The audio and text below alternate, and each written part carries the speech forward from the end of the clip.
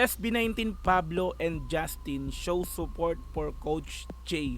ATM online exclusive. Okay, so mga madam sir, panoorin po natin to. So exclusive no interview ng ATM or Adventure Taste Moment dito nga po sa Stars on the Floor nga po no, na kung saan is kasama or isa sa judges dito si Coach Jane. Okay, so panoorin natin to mga madam sir, bago lang to. Let's go. Yung stars on the May step pala. floor. Yeah, pag sinabi, Stars on the floor. yeah. So, yo, what's up mga kabuso? Welcome sa Stars on the Floor. Hindi na marunong. Hello, ATM! Kamusta? Ako si Pablo. Tawad daw si Pablo. Ako po si Justin. Ako si Coach Jay. First impression kay Coach. Ako po yung first talaga, nung pumunta siya sa studio namin na maliit pa, na-feel ko na yung humbleness ni Kuya Jay. Yun una kong impression. Nahihiya. Humbleness. Ako kasi, favorite ko talaga si Kuya Jay. Talagang pinapalo ko siya. Yeah. Sa TikTok na ba yung tawag nun? Basing ko yung first song na Choreograph. kinoreograph mo sa amin. Basing nga tama. Mana. Mana ba? Mana, mali ka dun. Sabay. Sabay? Pangalawa. Sabay. Actually, sabay. Oo, sabay. So, sabi ko, ang galing naman ito. Parang kakaiba yung style niya ng pagsayaw na parang pag ginagawa niya, it's unique to him, pero hindi siya awkward tingnan, pero parang ang hirap gayahin, pero ang ganda tingnan sa kanya. So sabi ko, baka pwede matry si Kuya Jay. Kaso, syempre, hindi naman ako kilalang tao. Parang pag Message. binessage, baka hindi pansinin. Hindi kilalang Sabi ko, tao. check natin baka pwedeng pumayag si Kuya Jay. So, originally, meron po kaming kinuha na choreographer. Pero parang nagkasakit po siya. So, hindi siya nakatuloy. So, parang blessing din na dumating sa amin si Kuya Jay. Kasi parang ano siya eh. Parang Nagtuloy-tuloy na. siya talaga yung dinestin para magturo sa SB19 ng mga malulupit na choreography. So, yun. Step na binuo ni Coach J for you. Siguro po, ano talaga, gento. Yun po ang unang pasok sa isip ko ngayon. Pero feeling ko mamaya may isip akong mas favorite ko. Pero parang in general po, gento is one of the favorites. Kasi nga po, unexpected yung nangyari sa kanya. Pinag-isipan din yung step maigi po. And yun nga, feeling ko mainly yung nangyari po sa kanya. It's Saka not ang lala talaga no, talaga nung panahon ng Gento era talaga. Talagang super napakasikat nung step na yon no.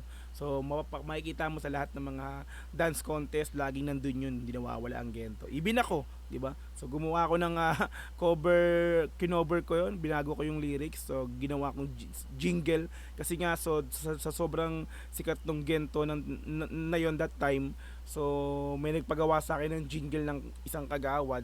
So ginawa ko, sabi ko, anong pili kayo ng sikat na kanta ngayon na gagawa natin? Ang napili nila is Gento. So tamang-tama rin kasi pasok na pasok sa akin yung beat ng Gento. Kaya talagang pag tumutugtog yun dito sa lugar namin, pag dumadaan, talagang angas ng jingle ni kagawad. Eto, kagawad Gento.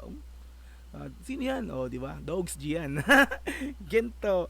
Di ba? Let's go. yung step maigi po. And yun nga, feeling ko mainly yung nangyari po sa kanya. It's not something na mahirap siyang sayawin. Pero parang pag sinayaw mo siya, nabubuhay ka. Yung ganun. Hype kasi, hype. Gento. Ang hirap mo kasi eh. Gumanong si Pablo. Gento. Ang hirap mo kasi eh. Gento talaga. Gento naman yung tumatatak talaga, yung mga kumbaga pag nagtanong ka, anong gusto mo sa'yo? Gento na agad. Gento na agad. Gento na agad. Parang gusto ko na lang din gumaya. Except Gento siguro. Iba-iba siya ng feeling kasi. So, pag sinabing cream zone, naglalaro ka lang eh. So, kumbaga, yeah, iba-iba siya eh. So, kumbaga, depende siguro sa mood. Ngayon, ang pumapasok sa isip ko is cream zone. Kasi parang, Cream zone. parang ano ka lang, free. Kumbaga, yun. Favorite quality kay Coach J. Quality talaga. Ano ba yung Yung facial favorite expression quality? na. Ano ba yung favorite quality ko kay Jay? Ang cute talaga ng mga Parang lagi siyang chill eh. Yeah. tuturuan ka. Parang ano eh. Alam mo yung, meron sinasabi si Kuya Jay sa amin lagi na parang, siguro, maturity rin yun sa pagsayaw. Pero hindi kailangan lagi yung parang pag ano ba, pag matindi yung step. Yung control ba, yung control na mas maangas ka ba pag nakaganon ka or mas maagas pag tumayo ka lang.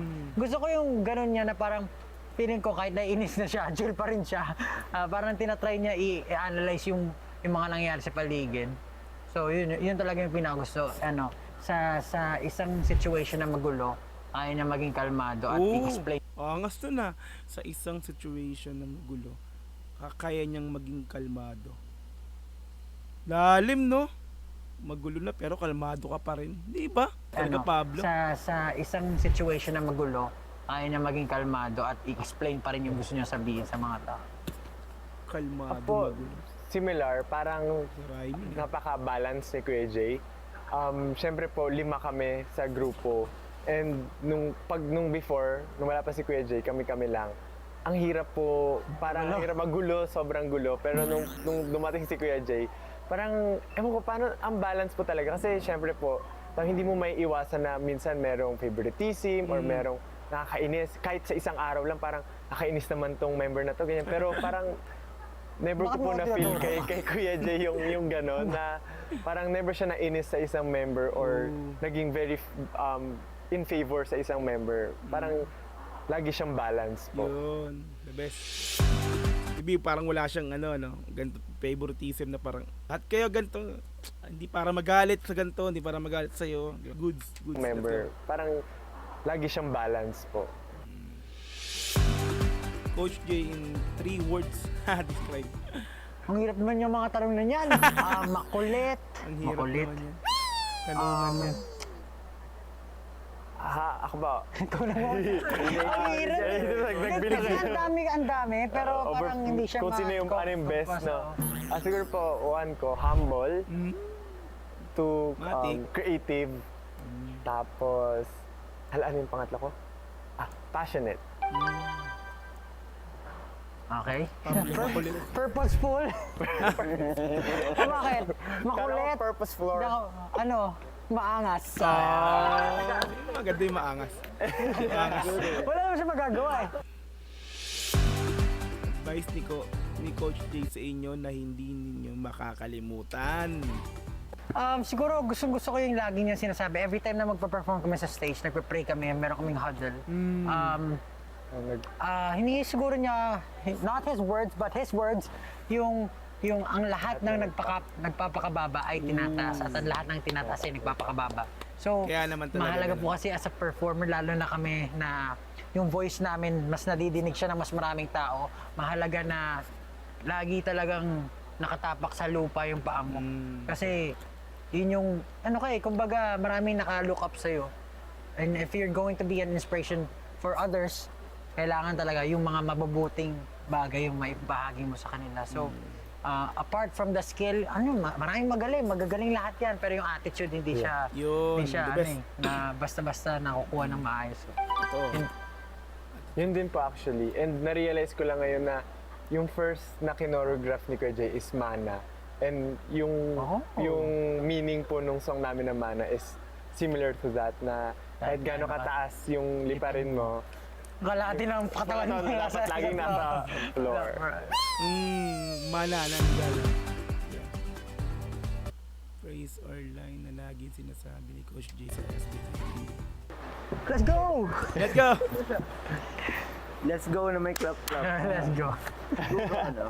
Pero magic po, nag-share na. Magic po ko talaga yan. I feel like sa lahat ng performers, kapag na-feel mo yung parang pagod ka na, pag may sumigaw na, let's go! Automatic yan. Okay, let's go! Lahat po kami ganyan. Parang ano yan Ganado. eh. Baga nagda-drive ka sa sa kotse. Pagana. Tapos pag biglang kinausap ka nung nasa likod, biglang magigising ka, no? Yung ganun. So, siguro mahalagang, hindi na siya word yung binibigay mo is energy. Oh, energy. So, yun po. Siguro hindi ko makakalimutan. Siguro sinasabi ko lagi na lahat na nagmamataas, sabi ni Pablo, lahat na nagmamataas ay binababa. Lahat na nagpapakumbaba ay tinataas. Kasi natuto din ako sa word na yun. The best yun para sa akin din. Bilin kay Coach J ngayong magja-judge siya sa Star of on the Floor. Patayin ang aircon pagkatapos mag-purple. Biling kay Coach J, siguro sobrang cliche, pero huwag kang magbabago. Yun lang talaga eh. magbago ka for the good, siguro become better in terms of performing in everything, mas palawakin mo pa yung mga ideas mo creatively. Pero yung attitude, sobrang solid ni Kuya Jay as a person.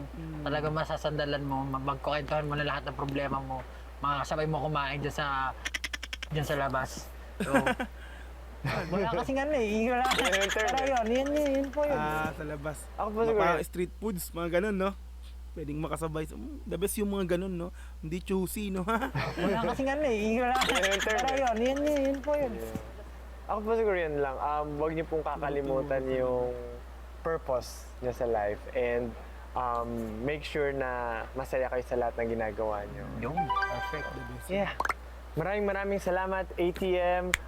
Siyempre po, meron po kaming concert this May 31 and June 1. Ayan na. And the June 1 concert ay meron pa pong mga tickets available. So you can check out Ubusin na. smtickets.com or SM Ticket outlets nationwide. And syempre po, Coach Jay, para po sa Stars on the Floor. Supportahan po natin. Yeah. Abangan niyo po yan. Maraming salamat po, ATM. Matik yan. Alright, so SB19, Pablo and Justin show support for Coach J, ATM online exclusive. Like natin, subscribe din natin. Subscribe dami Subscribe natin yan, ATM Adventure Days Moment. Okay yun, so supportang tunay talaga, no?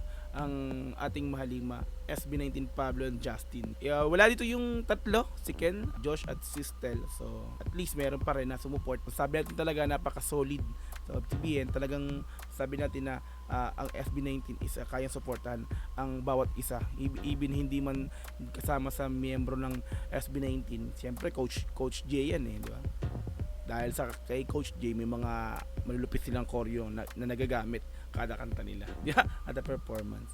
Okay, yan, so hanggang sa muling video, mga madam sir, maraming salamat sa inyong panonood.